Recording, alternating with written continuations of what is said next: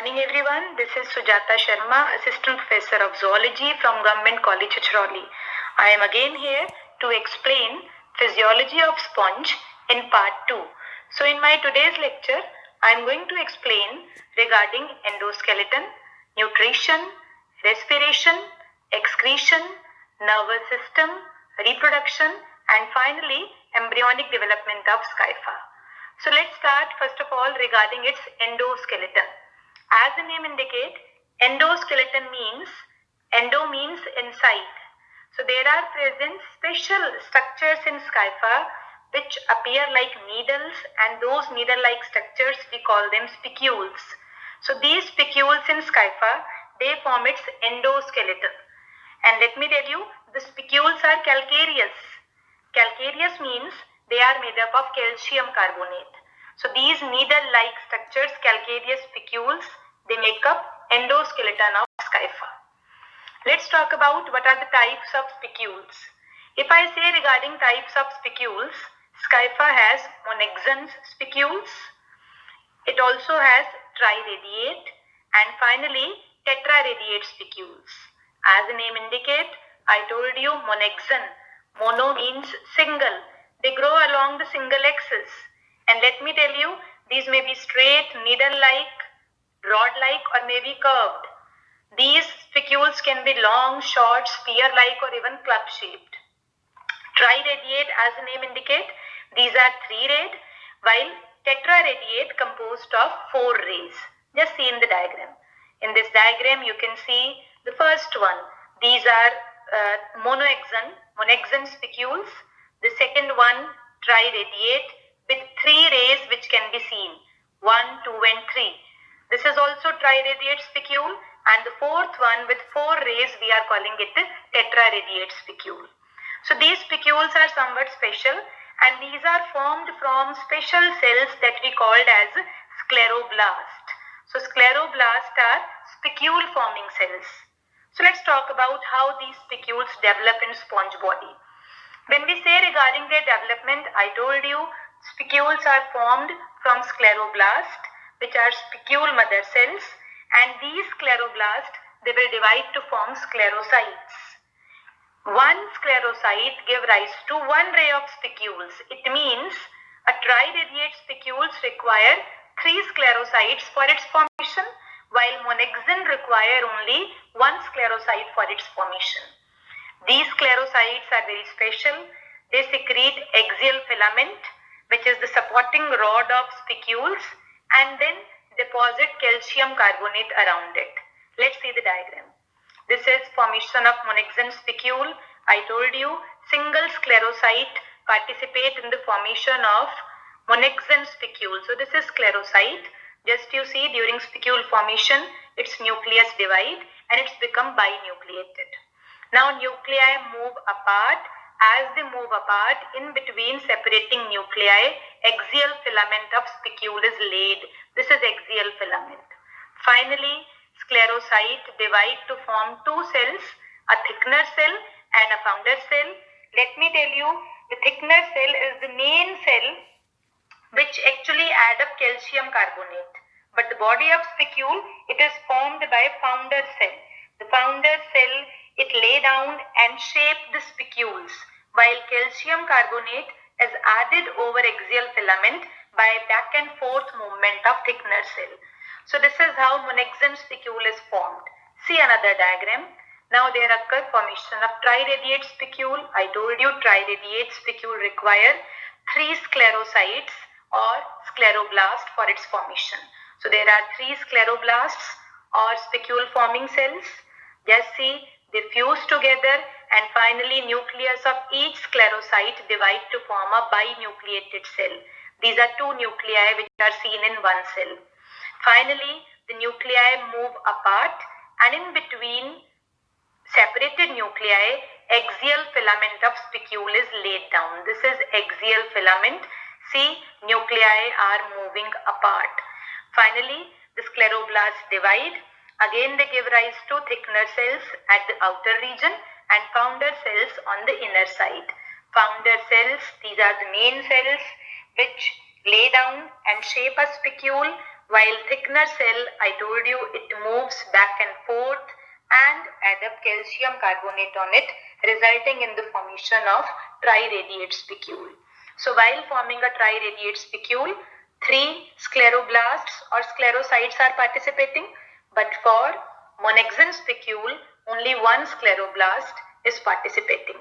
So what are the functions of these spicules? If I say regarding these spicules, I told you they are endoskeleton, they provide endoskeleton, so they provide support to the soft body of sponges. Not only this, they also provide definite shape and stiffness to the body. They protect its body against tearing effect of strong waves. And finally, they also prevent collapsing of canals present in sponge body. So this is regarding its endoskeleton.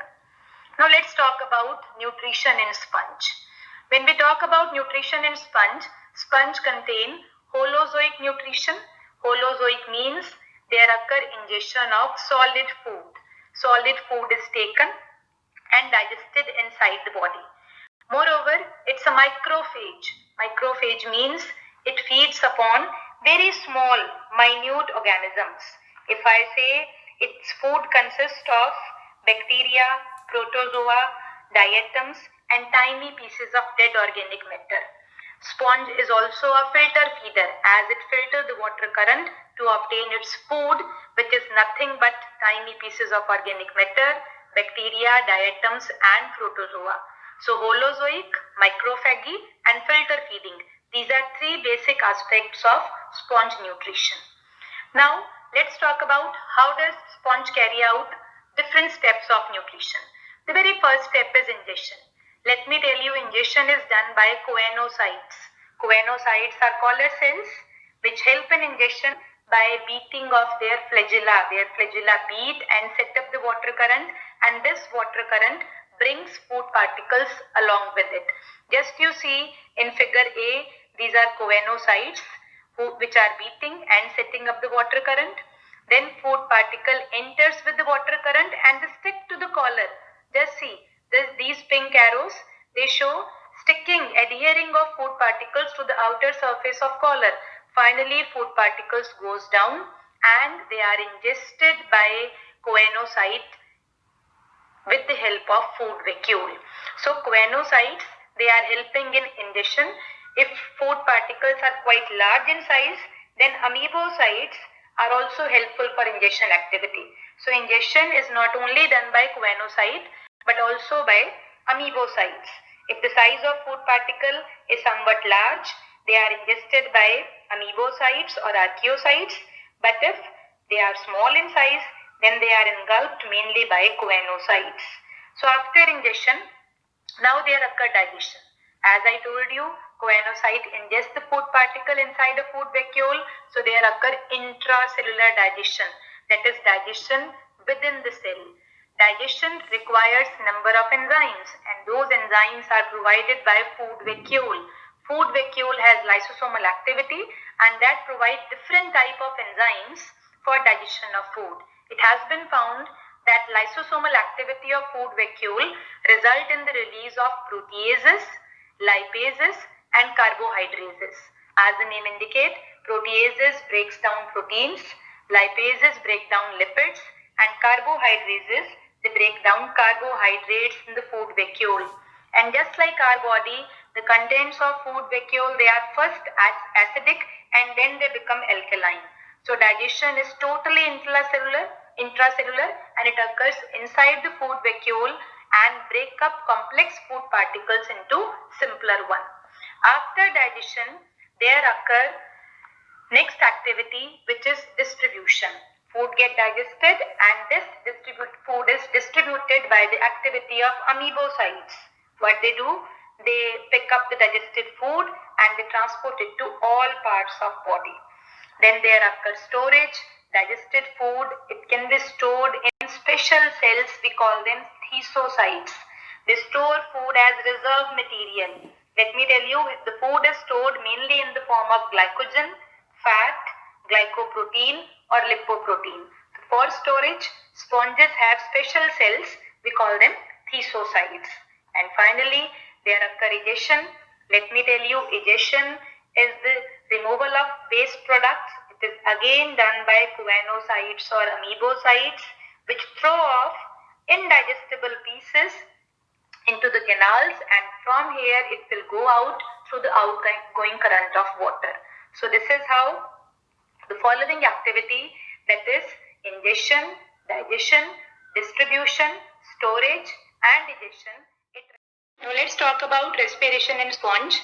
Let me tell you, sponges don't have any special respiratory organ because of cellular level of organization, but they show aerobic respiration. That means they are dependent upon oxygen for breakdown of food in the cells. But they carry out gaseous exchange just by simple diffusion. Diffusion occurs between the cells of sponge and the incoming current of water. The water gives oxygen to the cells, and cells in turn release carbon dioxide, and this dirty water, CO2 rich water, then goes outside through osculum. Sponges even don't have any special excretory organ. Thereby, every cell releases its waste in the surrounding water. Skypha is ammotelic, that is excretory waste is ammonia. This ammonia is released in surrounding water by diffusion, and this water again goes out through osculum, resulting in removal of metabolic waste. When we talk about nervous system and sensitivity, sponges are devoid of any special sensory or nerve cell. That is why they are not able to respond to stimuli. Even if we apply sharp blow or cut to their body, it will not transmit it from one part of body to another. That is because of their simple organization. But there are certain cells like myocytes which work like local effectors, and they provide little response to stimuli, which enable them to open and close the apertures like ostia and apopyle which they surround. So sponges even don't have a well-defined nervous system, and they show very low level of sensitivity. Now let's talk about reproduction. When we talk about reproduction, sponges have both kind of reproduction, asexual as well as a sexual mode. Asexual mode, it occurs through budding and by regeneration. During budding, mostly there occur formation of external bud. This bud grow in size, form a young sponge which gets separated from the parent body and start living as an independent organism. Some sponges, like freshwater sponges, they even form internal buds, and these internal buds we call them gemmules. Gemmules are surrounded by a thick wall which is supported by these needle-like structures. You already know we call them spicules. They have a reserve of cells, and these cells which form the reserve in gemmule, they are archaeocytes. Let me tell you, archaeocytes are totipotent cells. They are undifferentiated cells which can divide and form new sponge body under favorable conditions. And this also carry an opening at the top for absorbing water. It is micropyle. So gemmule work like internal buds, but they are formed mainly in freshwater sponges. I told you Skypha also show regeneration. If the body is cut into parts, it breaks down into parts mechanically or by accidental breakdown. Each part can grow and form a new sponge body. When we say regarding sexual reproduction, Skypha is monoecious, means hermaphrodite. It forms both male and female gametes in same body. It is also showing protogyny. Protogynous means the ova mature earlier than sperms, and that is the reason that Skypha show cross-fertilization. Cross-fertilization means fusing gametes, they come from two different bodies.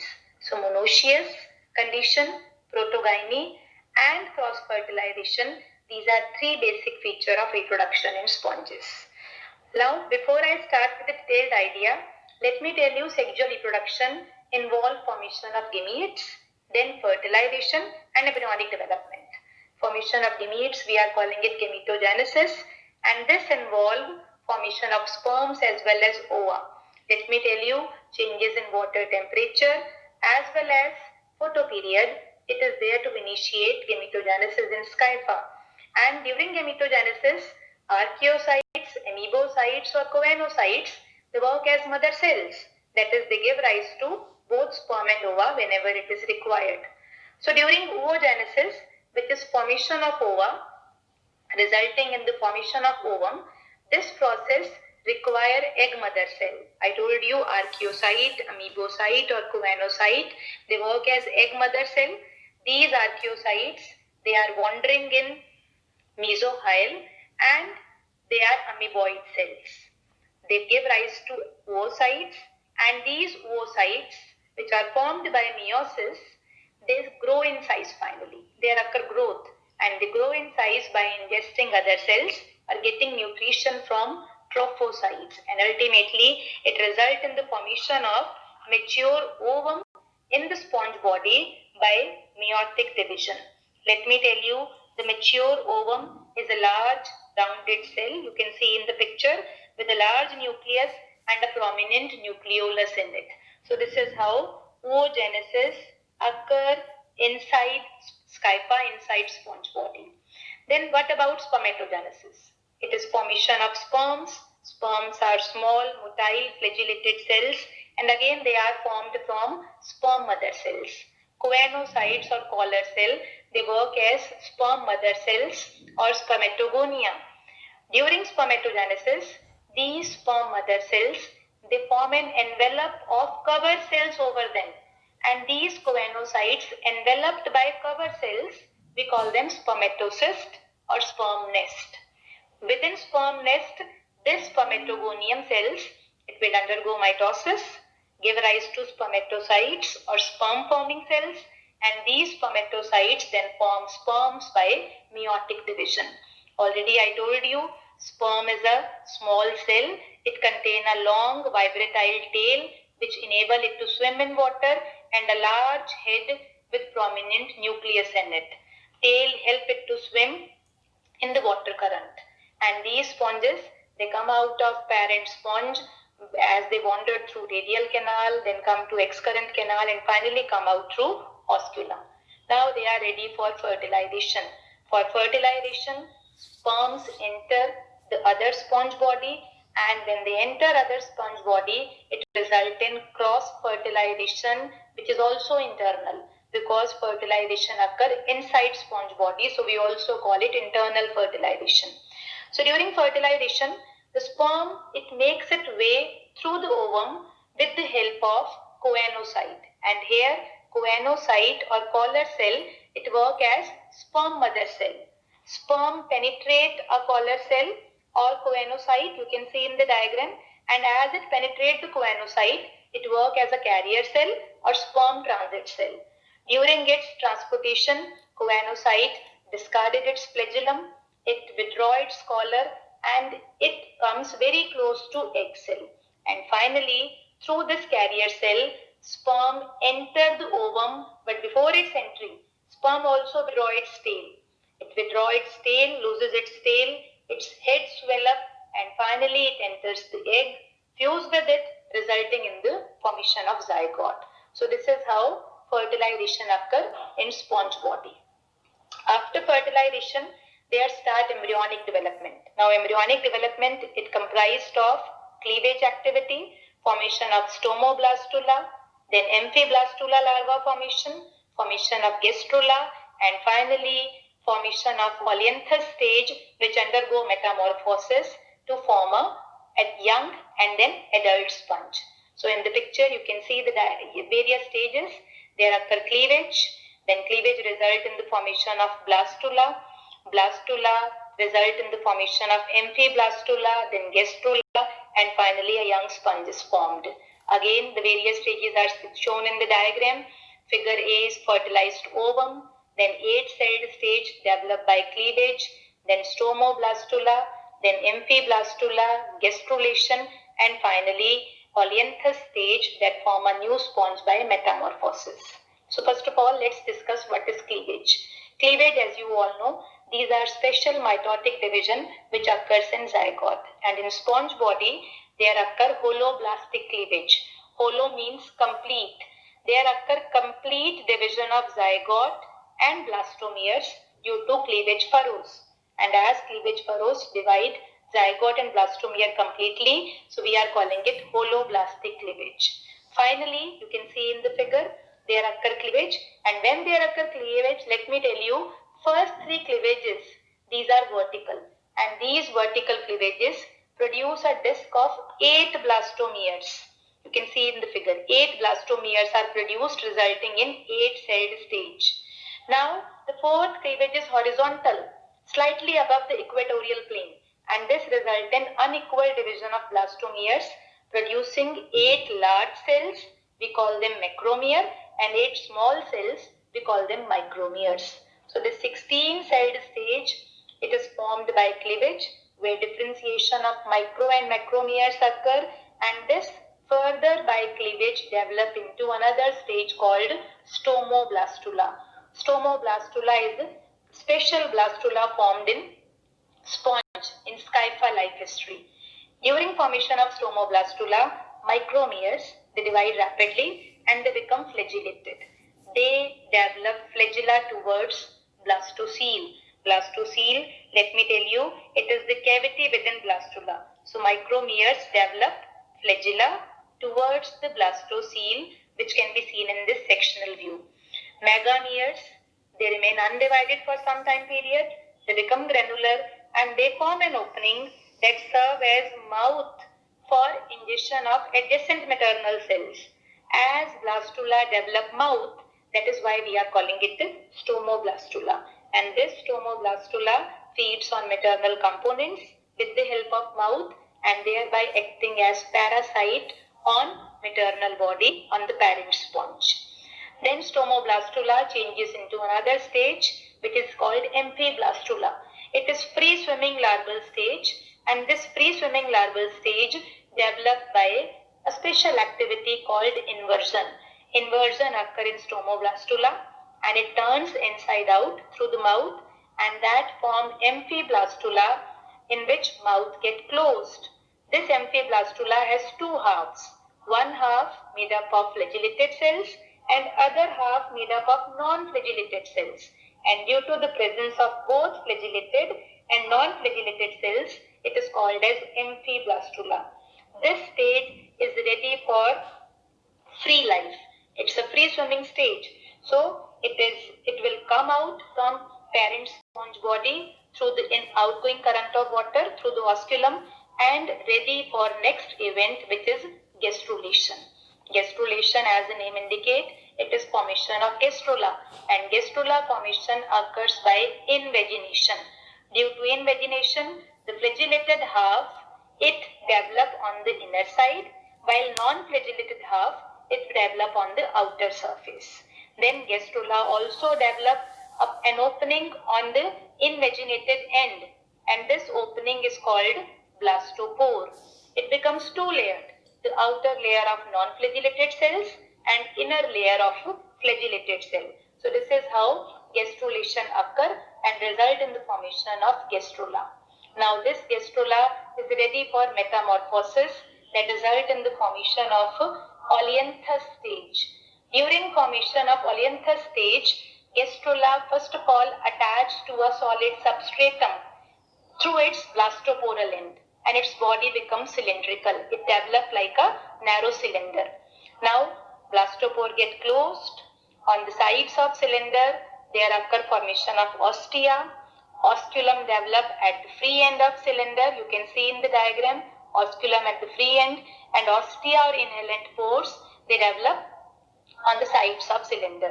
The outer non-flagellated cells, they give rise to pinacoderm, that is epidermis, while inner flagellated layers of cells that give rise to choanoderm.